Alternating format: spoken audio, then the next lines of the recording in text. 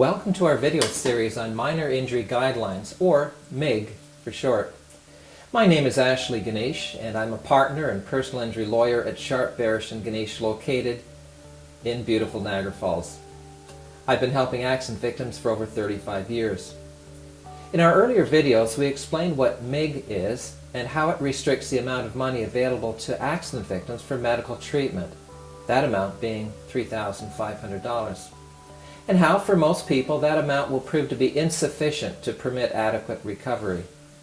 We learned that the $3,500 in coverage is not even $3,500, since that includes the cost of assessment, examinations, and form preparation, and that these activities eat up a good chunk of that money.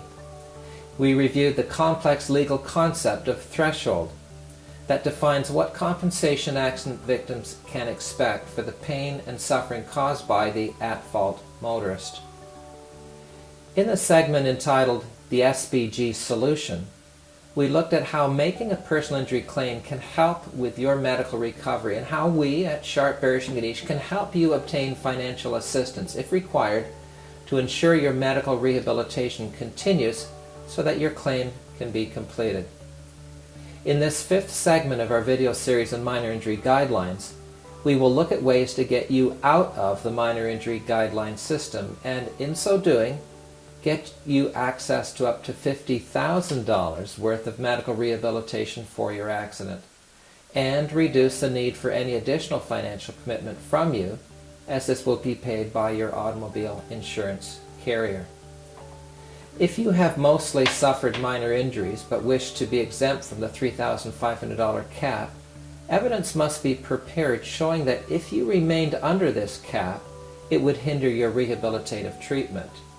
Your healthcare practitioner must provide compelling evidence that you have a pre-existing condition that would prevent you from achieving maximal medical recovery if subject to that $3,500 limit. For example, you may have had a previous back or neck injury that has caused certain lingering medical conditions to persist, which will now make your new injuries more difficult to treat, and so require a need for more extensive treatment plan. If approved, you as the claimant would bounce out of the MIG system and have access to up to $50,000 worth of medical rehabilitation. Another example would be if you have previous psychological issues that will make it more difficult for you to recover from the new trauma of this accident, requiring mental health support. People who in the past have been clinically depressed and treated for it stand a greater chance of requiring not only physical therapy to overcome their impairments, but also psychotherapy to address mental health issues that have arisen.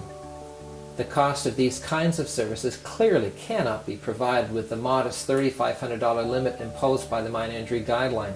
And again, a clear example of why you would need to be bounced out of the MIG restrictions if a full recovery is to be hoped for. Our personal injury team has successfully helped many clients move out of the MIG restrictions. Here's some examples. A claimant who had ongoing back or neck issues when they were involved in a car accident and then they re-injured their back or neck. A claimant who was originally misdiagnosed with a rather minor whiplash injury known as WAD 1 or WAD 2, WAD standing for whiplash anxiety disorder, that was really more of the serious WAD 3 category involving neurological symptoms. A claimant who was originally diagnosed with a partial dislocation of a joint, which was later proven to be a total dislocation. A claimant who was originally diagnosed with a partial tear of a muscle, ligament, or tendon, which was later proven to be a complete tear. A claimant who was originally diagnosed with what appeared to be a soft tissue injury, but later was confirmed to be a fracture of a bone. Or a claimant who had mental health issues and depression as a teenager many years before the motor vehicle accident, even though they had not been treated for mental health issues for many years before the accident, but were suffering from suicidal thoughts that arose after the car accident. It is difficult, very difficult indeed, to convince an automobile insurer to remove a claimant from the Minor Injury Guideline, because in so doing it makes the claim considerably more expensive for them. Imagine how increasing the medical rehabilitation limit so dramatically from $3,500 to $50,000 in coverage would greatly add to the cost of doing business for your automobile insurance company in your case.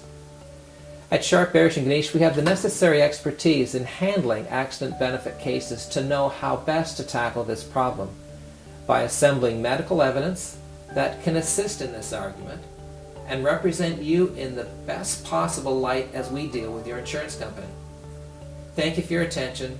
I do hope this information has been helpful.